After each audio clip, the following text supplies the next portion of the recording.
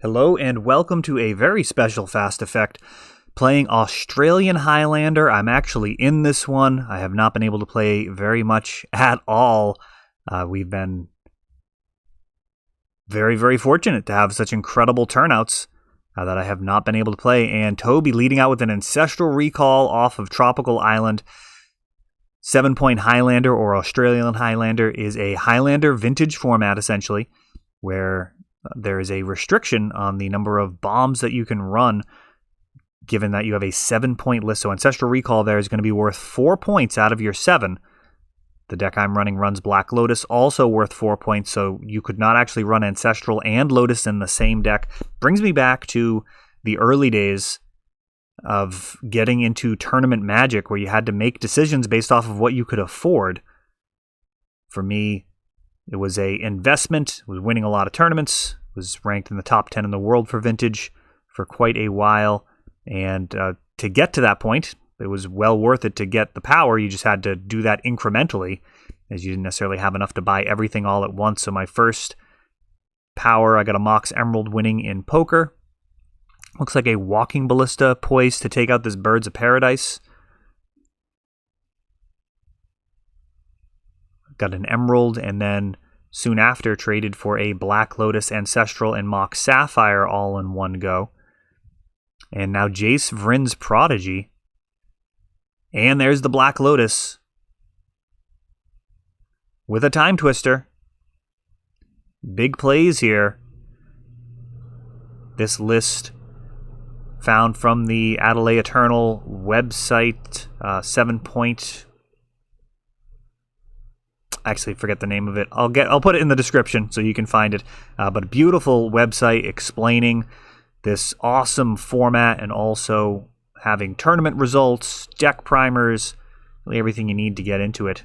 But this has a feel reminiscent of those early days of Vintage for me. Powerful plays being thrown around. The lack of permission, definitely noticeable. So this is my first match ever.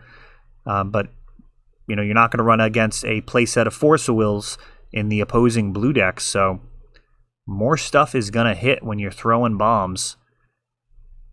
Gitaxian Probe is going to show a hand with Chrome Mox, Notion Thief, Echo, and Opposition Agent. So this is it's a pretty dangerous hand full of cards that could really make a pretty significant difference. This Walking Ballista, patiently waiting, may actually end up with a better target than Birds of Paradise.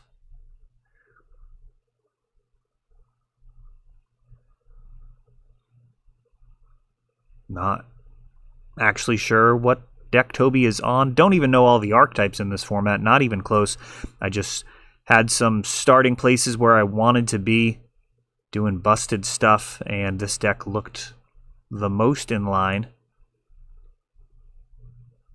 with what I thought would be fun to do on a Saturday evening, Sunday morning down in Australia.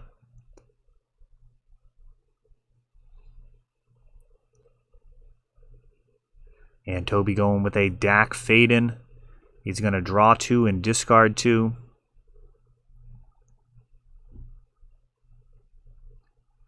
Looks like a Euro, perhaps? And that looks like a Ponder to me. Tough to tell precisely, but it is in the graveyard, so it may not end up being super important.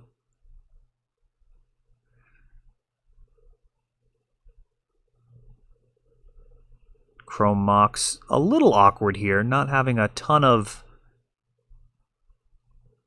good things to do with it. Getting rid of Opposition Agent for it would feel a little weak. I think the primary game plan here is going to be to get down a Notion Thief, a Hull Breacher, a Leovold, a Narset, something that's going to deny your opponent their card drawing and then bomb a draw 7, completely breaking the synergy of the effect, where you end up drawing 7 cards, your opponent ends up drawing none. Some cases it's far worse than that. With a Notion Thief, you'll end up drawing 14 cards. Hull Breacher, they'll draw none and you'll draw 7 cards plus get 7 treasures, so lots of draw 7s in here. We saw Time Twister. We've got Echo there. There's also Days Undoing, Wheel of Fortune.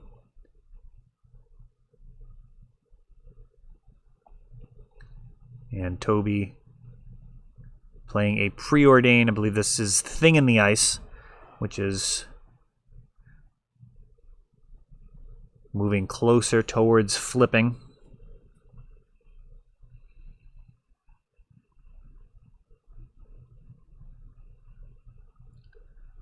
So that is, yeah, that's a Thing in the Ice. I was thinking it was a Walking Ballista, so sorry about that. We do these in one take, so my mistakes end up on camera, both in commentary and in play in this instance. Oh, and a Daze. I remember that. Gonna loot with Jace, but Notion Thief getting stopped feels particularly painful when there's a Chrome Mox in your hand, which could have been used to avoid getting dazed. Now that would have walked away from Opposition Agent as a threat.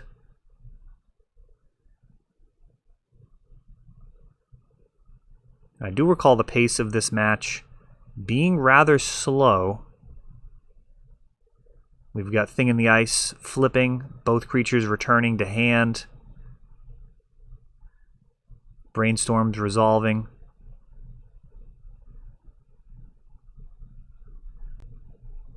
May have been a internet issue.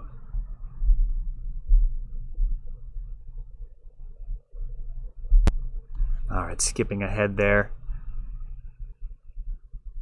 Resolving the Brainstorm. And Tarmogoyf adding some beef here.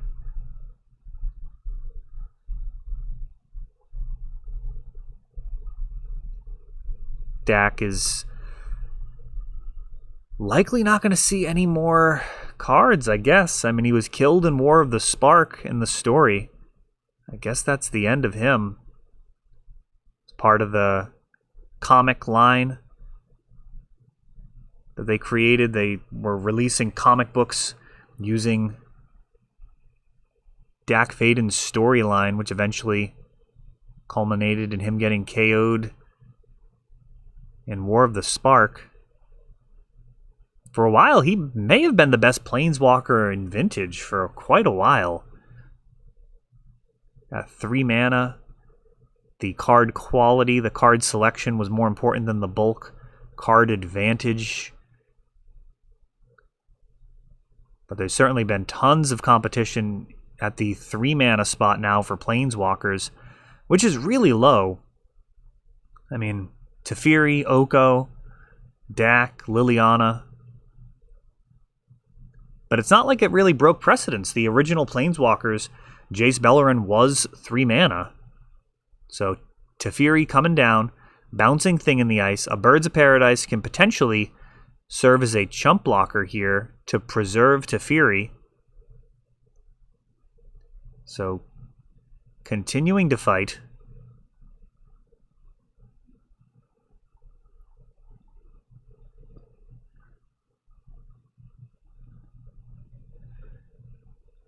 Three mana for a Narset, and that is going to really hurt. Narset finding Force of Will, that is very strong. That is very strong in most games. Narset on her own, incredibly potent. A real powerful deterrent for the most busted lines that are available. All of a sudden you're card drawing. And my favorite card, Gush. It's been stolen from me so many times. Really enjoy that Magic card. I could not envision a situation where I wouldn't be playing with Gush, 4 Brainstorm, 4 Force of Will. That was like my style of Magic very early on. Eventually it caught on, and other people got on that bandwagon as well, particularly after fetch lands were printed. But, I mean, prior to that, it was just ridiculous. Really enjoyed that era. prior to fetch lands, running land grant and the old school fetches that were not very good, but I mean, you know, it created that brainstorm shuffle combo. Once fetch lands were printed, it was all bets were off. Everybody started to catch on to how incredible brainstorm was, because it's not actually a good card without the shuffle. That's the real issue. Like, if you're not shuffling, you actually don't want to be running brainstorm. Now, a Jace, but this Narset is actually a huge problem. Jace is able to land, and there's also going to be a potential opposition agent. Really just trying to get the Force of Will out of Toby's hand. Leovold.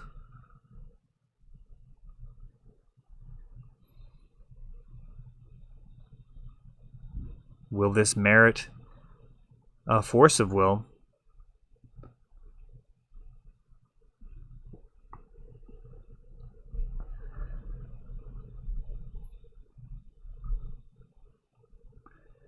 Getting Narset out of there is got to be the primary game plan, and going to go ahead and force with those two known cards.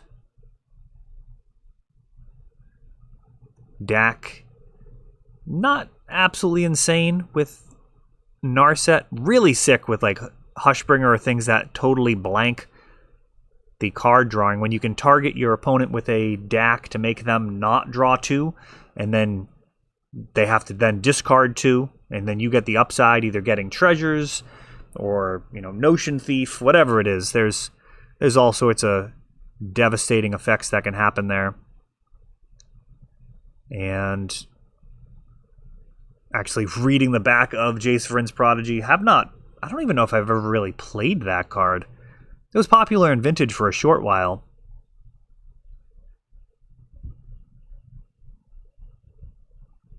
Certainly played against it a lot. But I don't think it was actually something I've sleeved up. Certainly not very often.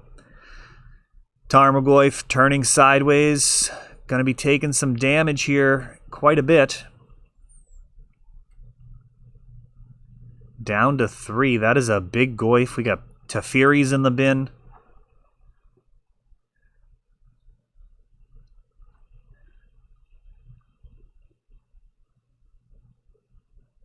And Ancestral Recall finding its way back into Toby's hand.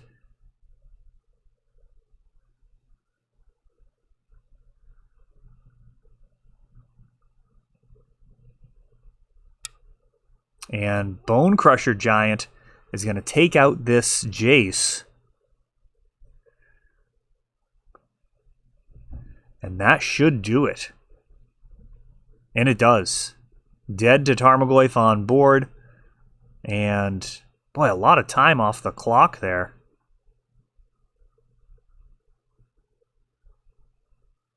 For that first game. Underground Sea into Deathrite Shaman. It's got a home. I do like playing the card. I'm not really torn up about it leaving Legacy. I mean, Legacy is so amazing that they can ban cards, and the format's still fantastic. Like, they can ban a card that shouldn't be banned, and it doesn't ruin it. Deathrite Shaman might be one of those cards, but, you know, there's so many great cards in Legacy. It really doesn't eliminate massive swaths of decks. Now, if they ban a card like Show and Tell, I mean, that would eliminate an entire archetype. That's an issue, but Deathrite Shaman was more of a supporting character. I don't think there's actually... I mean, some decks that ran it actually got better when it left. Deathrite Shaman was part of the Death Shadows builds, and those decks ended up coming out of the banning better. The black-blue variants on Death Shadow ended up being, like, actually better. Now we've got a Hull Breacher coming down.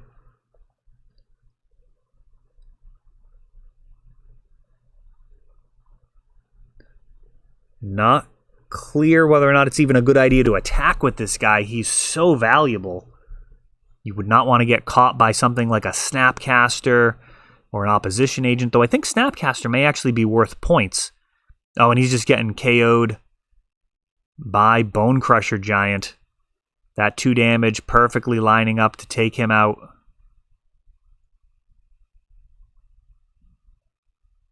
I didn't understand that card draw there.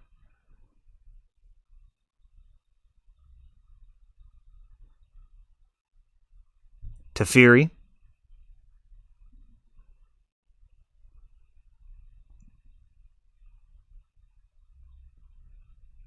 And actually going up.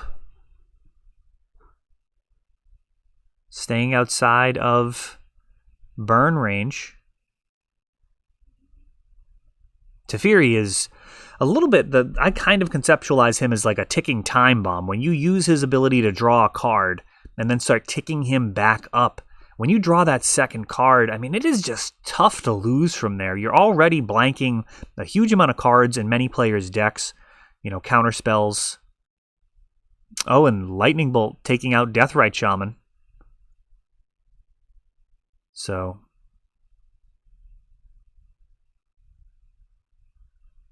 is that not what's happening? Perhaps not. Oh, it is. Okay. So Lightning Bolt taking out Deathrite Shaman. Teferi surviving as he was not low enough to bolt. Now Chrome Mox. Imprinting Inquisition.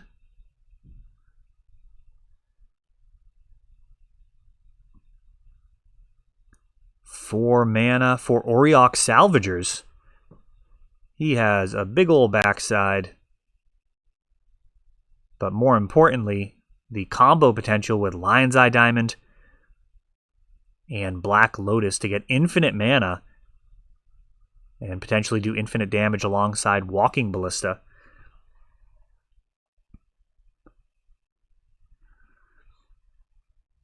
Bone Crusher Giant slightly immune to bouncing, as in a long drawn-out game, giving them the ability to shock an additional time, not really going to be welcome, especially when that converts into card advantage, killing a creature or potential planeswalker.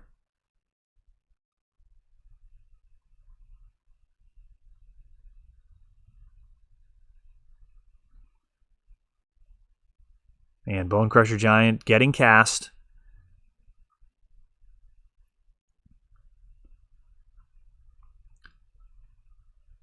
Teferi does allow for some shenanigans. And a Windfall. No responses there. Birds of Paradise coming down first, playing a land.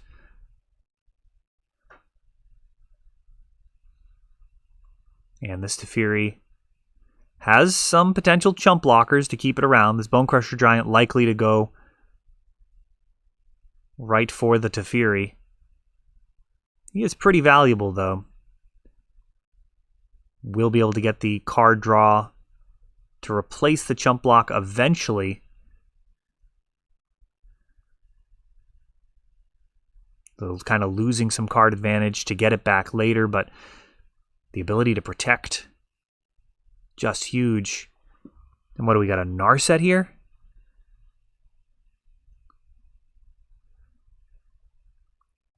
Narset is a devastating card.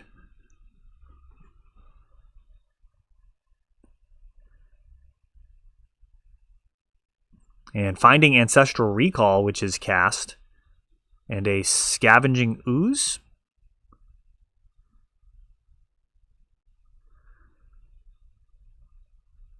Or Hex Drinker? I can't tell what that is. I think it might be a Hex Drinker. Now, Mox is, of course, part of the vintage mana base. They are, it seems, more part of like tribal and aggressive strategies in Australian Highlander, whereas their more often thought of as colorless mana in Vintage for the most part. There are very, like, Goblins is a totally legit Australian Highlander deck, and that does benefit greatly from Mox Ruby if that's a card that you own. It's a non-proxy format for the most part, but we actually did allow proxies here. And gold border cards and collector's edition cards do not count towards the limit. I don't know if we should do it with proxies again. It's not obvious to me.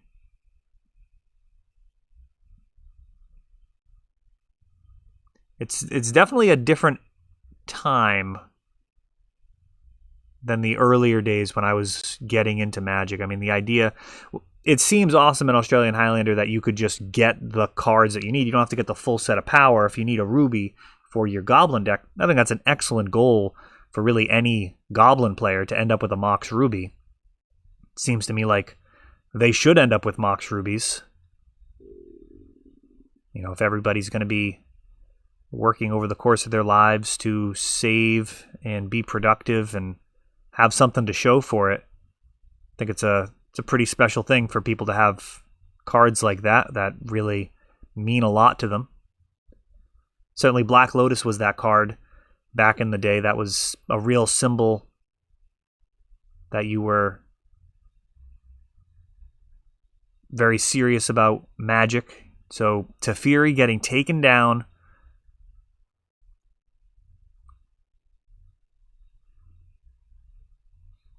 Yeah, and it looks like a Hex Drinker and a Bone Crusher Giant. Ancestral Recall again for Toby.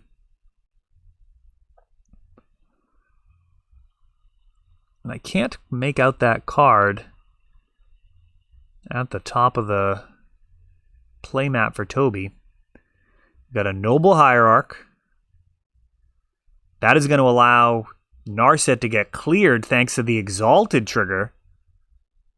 Lion's Eye Diamond.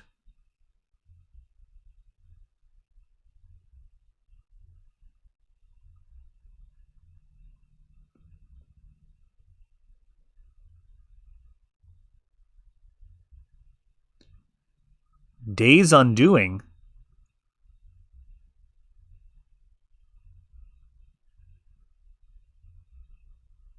Oh, it looks like... Wow. Yeah, so Days Undoing being fired off. Would have been great with Teferi. Days Undoing on your opponent's end step. That is high quality lines. The fact that it ends your turn, a bit of a problem. Toby's going to have a full grip of 7 cards to work with. Though I think his hand was pretty full anyways. He did resolve Ancestral on his turn. So this may be a step down for him.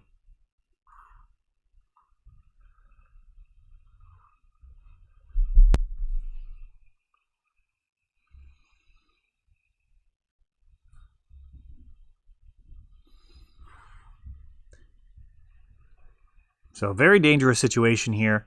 Lion's Eye Diamond will be able to make infinite mana with salvagers. It's a question of what do you do with it. It does necessitate discarding your hand, so that's an issue. Damage coming across. And it's pretty much now or never. Toby has lethal on board. And it's not a given. I think this...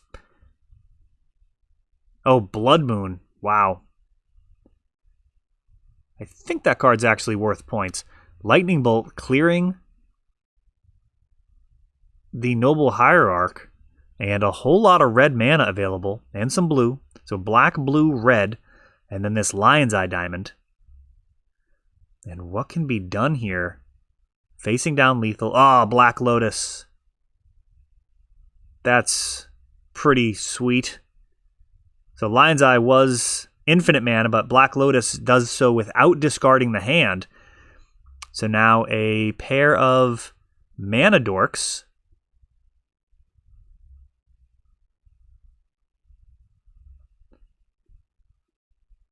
Wow, and needing to pass the turn.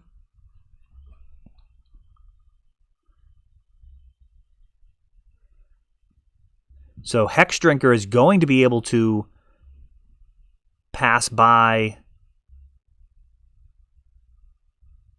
unfazed. And everything turning sideways.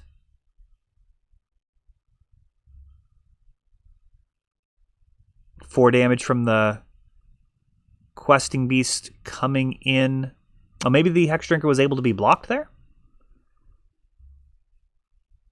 5 life left to work with. Veil of Summer being fired off. And Echo of Aeons.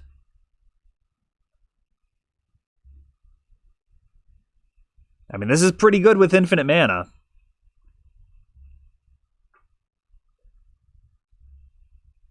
Let's see what this draws. Infinite mana on board.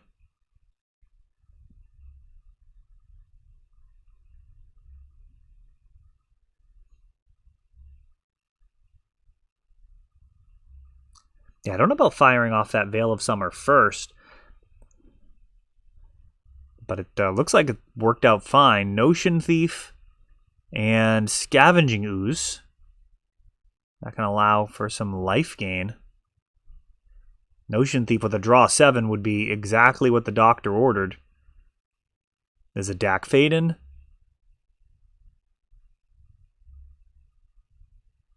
So even with Blood Moon out, infinite of every color mana, thanks to this Black Lotus.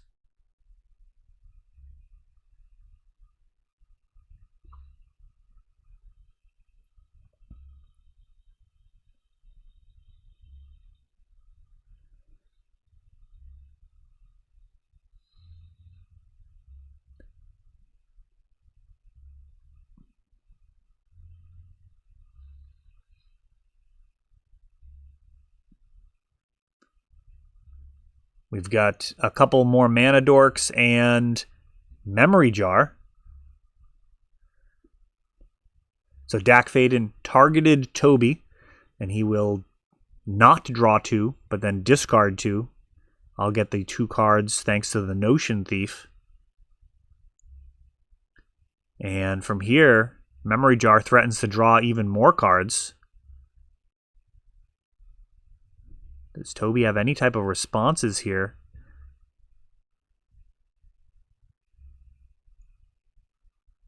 Wheel of Fortune. So more goodness. This time it's going to be 14 cards as Notion Thief prevents Toby from drawing any cards. And now Walking Ballista mercifully ends it. And that actually ends up being the match. So I believe we were in turns there. Yeah, it looks like that is... Yeah, that is over a 50-minute mark. So 2 games.